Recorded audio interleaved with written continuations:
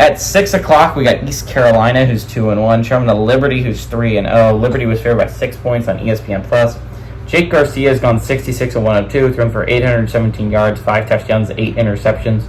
Rajai Harris has had 50 carries for 242 yards and 2 touchdowns.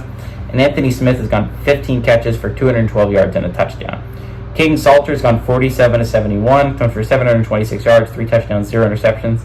Quentin Cooley has had 34 carries for 266 yards and 3 touchdowns. And Treyon Sibley has had 14 catches for 341 yards and a touchdown. These two teams have never played. In all honesty, for Liberty, this is probably your biggest test this year. Maybe Western Kentucky. We'll see what happens against the Western Kentucky-Toledo game later, because if they win that one, suddenly Western Kentucky looks like the hardest game on your schedule. But East Carolina has played solid football to start. I was kind of excited for a 3-0 match. I kind of was pulling for East Carolina to beat App State. But App State ruined those hopes last week. App State beat East Carolina in a tight one. So I think it's really, this game's important for Liberty, right? It's super important for Liberty. Less so for East Carolina, very important for Liberty.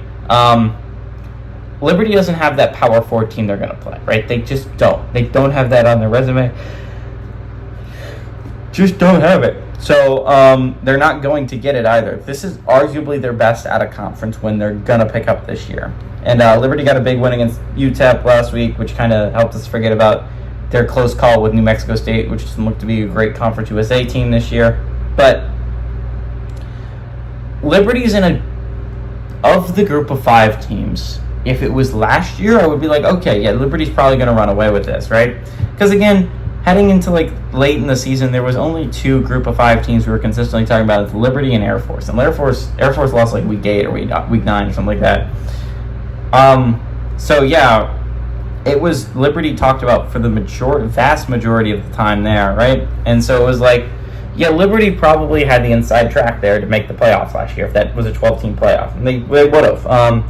I don't think they have the inside track this year because there's some really good group of 5 teams that have pulled off upsets against Power 4 teams, which is big, right?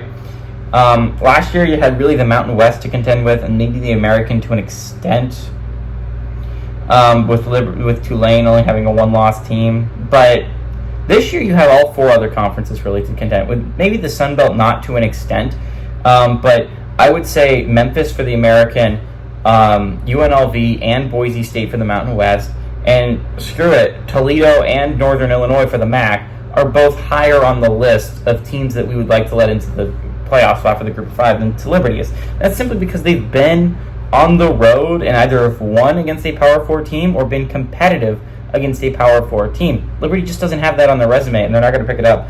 So Liberty, as much as you're going to be like, okay, you're going to watch this game, you're going to be excited to watch your football team play, you're going to be scoreboard watching a decent amount because you need those other 5 teams I've listed to eventually lose. They eventually need to pick up a loss.